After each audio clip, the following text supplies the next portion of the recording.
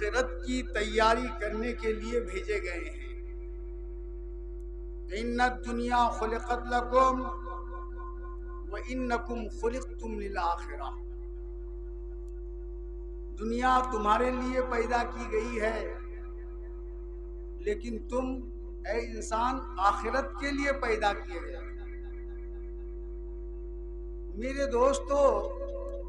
بڑی عجیب بات ہے کہ اس عارضی زندگی کی چکر میں ہم دنیا کی آخرت کی مستقل زندگی کو بھول گئے۔ تحبون العاجلہ وتذرون الآخرہ، نقد کو ہم نے یاد رکھا اور جو اصل زندگی ہے آخرت کی زندگی اس کو ہم بھول گئے۔ آج کی ہماری اور آپ کی یہ محفل یہ خاص موضوع پر سجائی گئی ہے۔ میرے دوستو، ایسی محفلیں بڑے بڑے شہروں میں، بڑے بڑے علاقوں میں لوگ سجاتے ہیں اس کام کے لیے جس کام کے لیے ہم نے یہ مجلس سجائی ہے۔ شاید آپ اس سے ابھی ناآشنا ہوں گے، لیکن باتیں جو آپ کے سامنے آئیں گی تو پتہ چل جائے گا کہ آج کی مجلس کس موضوع پر منعقد کی گئی ہے۔ آپ اور ہم بہت ہی خوش نصیب ہیں، اور جس بستی میں ہم اقلیت کے ساتھ بستے ہیں، میری بڑی خوش نصیبی ہے ہماری اور آپ کی کہ حق تبارک و تعالی نے ہمارے ماحول میں اور دینی ماحول میں یہ ایسے علماء کرام پیدا کیے ہیں، ایسے علماء کرام ہیں جو ہماری زندگیوں کے بارے میں فکر کرتے ہیں، ہماری زندگی کے نشیب و فراز کو آئے دن سوچتے رہتے ہیں، اور ہمیں کس نہج پر چلنا چاہیے ان کی فکر اس کو لگی رہتی ہے۔ میرے دوستو، علماء تو پورے علاقے میں پھیلے ہوئے ہیں، لیکن آپ کو اللہ نے جس بستی میں پیدا کیا ہے اس بستی میں ایسے حساس علماء ہیں جو وقت کی نزاکتوں کا خیال رکھتے ہوئے ہر وقت آپ کو حالات حاضرہ سے باخبر کرتا ہے، اور کس نہج پر آپ کو چلنا چاہیے، کیا ہونا چاہیے، اس کے لیے کیا تیاری کرنی چاہیے، یہ سب آپ کو ہر وقت پر باخبر کرتا ہے۔ مجھے یاد ہے آپ کی بستی میں آج سے قریب 20 سال قبل ایسے حساس لوگ، ایسے حساس علماء تہجد کی نماز نبی کو فکر ہوئی، دیکھیں میری امت کیا کر رہا ہے، مسجد نبوی میں تشریف لاتے ہیں، دیکھا ماشاءاللہ میری امت نماز پڑھ رہی ہے، صحابہ کرام نماز پڑھ رہے ہیں، ہمیں تو نماز کی توفیق بھی نہیں ہوتی، 5 وقتہ نماز کی توفیق نہیں تو تہجد کی کیا توفیق ہوگی میرے دوست؟ کیا ہم دیکھا حضرت ابوبکر بھی تہجد پڑھ رہے ہیں، حضرت عمر بھی تہجد کی نماز پڑھ رہے ہیں، اور صحابہ بھی پڑھ رہے ہیں، کچھ صحابہ سوئے ہوئے ہیں، لیکن حضرت ابوبکر جو نماز پڑھ رہے ہیں تہجد کی نماز تو آہستہ قرات سے آہستہ، اور حضرت عمر زور زور آواز سے صبح حاضری ہوتی ہے دربار نبوی میں، آپ صلی اللہ علیہ وسلم فرماتے ہیں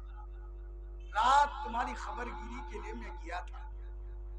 ماشاءاللہ طبیعت بڑی خوش ہوئی، نبی اگر اپنی امت کو تہجد کی نماز پڑھتے دیکھے تو خوشی نہیں ہوگی، ہم اگر سوتے رہیں گے تو خوشی ہوگی، لیکن اے عمر اے ابوبکر تم دونوں کی نماز کے طریقے الگ الگ تھے، ابوبکر تم جو نماز پڑھ رہے تھے تہجد کی آہستہ قرات کر رہے تھے، کیا وجہ؟ اور عمر تم بہت زور سے قرأت کر رہے تھے، قرآن پڑھ رہے تھے۔ حضرت ابو بکر نے فرمایا سمیت مناجیت یا رسول اللہ سے میں مناجات کر رہا تھا،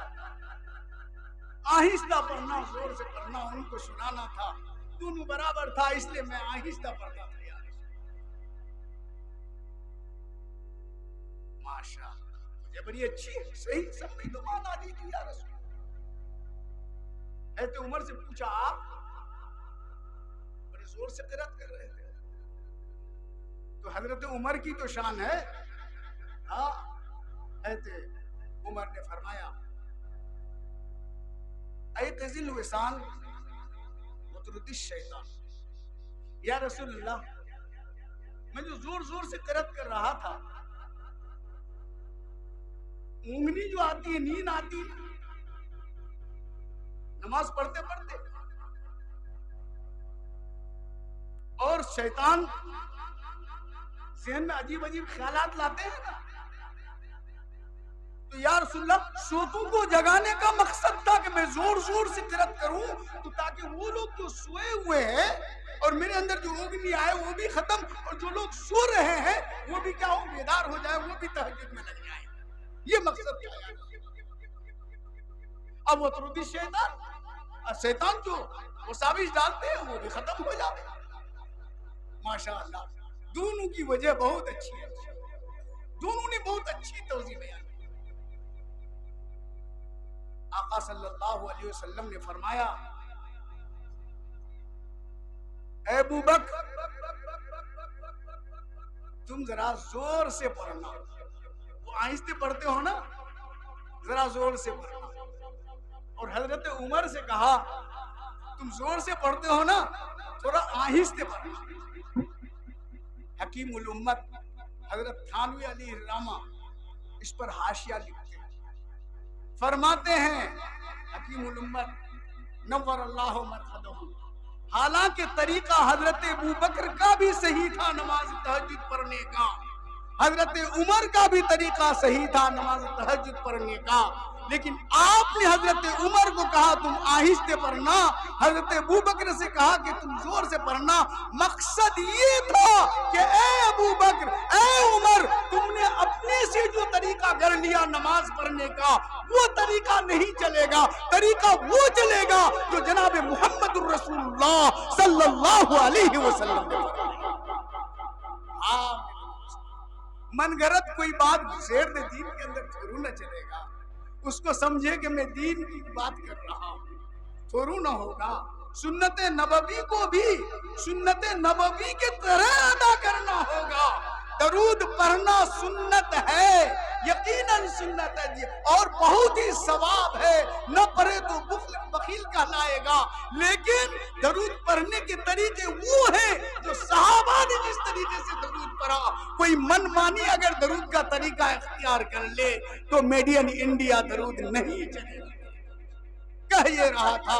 کہ حضرت تھانوی فرماتے ہیں دونوں کے طریقے صحیح، لیکن طریقہ محمدی صلی اللہ علیہ وسلم جو ہے اس کو اختیار کرو، من مانا کسی کا نہیں چلے گا۔ جب اتنی بھی تبدیلی حضرت عمر حضرت ابو بکر نہیں کر سکتے ہیں، کون ہے مسلم پرسنل لا پر ہماری مداخلت کرنے والا، ہمارے اوقاف کی زمین کو حرف کرنے والا کون ہو سکتا ہے؟ میرے دوستو میں ایک بات یہ کہہ رہا تھا کہ عبادتوں میں ایک عبادت وہ عبادت ہے جو مرنے کے بعد بھی اس کا ثواب ملتا ہے، یہ صدقہ جاریہ ہے، زمینوں کو وقف کرنا ہے، یہ سلسلہ شروع سے آ رہا ہے۔ مورخین لکھتے ہیں کہ سب سے پہلے زمین وقف کی کعبۃ اللہ کی طوفان نوح کے بعد حضرت ابراہیم علیہ نبینا علیہ السلام، سب سے پہلے کعبۃ اللہ کی زمین وقف کی حضرت ابراہیم علیہ السلام نے۔ کچھ لوگ کہتے ہیں کہ حضرت عمر فاروق نے سب سے پہلے جو ہے زمین وقف کی، اور کچھ لوگ مورخین نے یہ بھی لکھا آقا مولا جناب محمد رسول اللہ صلی اللہ علیہ وسلم نے مسجد قباء کے لیے سب سے پہلے زمین وقف کی۔ بہرحال میرے دوستو یہ وقف کرنے کے طریقے، یہ اوقاف ہمارے درمیان مسلمانوں کے درمیان شروع سے آ رہا ہے. اتنے سالوں تک مغل بادشاہوں نے حکومت کی, اتنے زمین وقف کی ہے, ہمارے اوقاف کی زمینیں ہیں ہندوستان کے اندر. ان ساری زمینوں پر کون قابض ہے؟ اور اسی پر قبضہ جمانے کے لیے حکومت وقت ابھی سنشودھن بل لا رہا ہے. ہم اس بل کی مذمت کرتے ہیں, اس کو بالکل قبول نہیں کریں گے. آج کی مجلس کے اندر آپ کو یہی چیزیں بتائی جائیں گی, یہی چیزیں بتائی جائیں گی میرے دوستو. یوں تو انفاق فی سبیل اللہ کی بڑی یہ ہے, بڑی لمبی فہرست ہے. صحابہ کرام نے انفاق فی سبیل اللہ کیا, ہم انفاق فی سبیل اللہ کرتے ہیں. ہمارے وقت میں بھی ابھی اللہ تبارک و تعالیٰ کے راستے میں خرچ کرنے کی ترغیبیں آتی ہیں. حضرت عثمان غنی نے بھی جو ہے کیا کیا, کنواں کو وقف کیا ہے نا مسلمانوں کے لیے, یہودیوں سے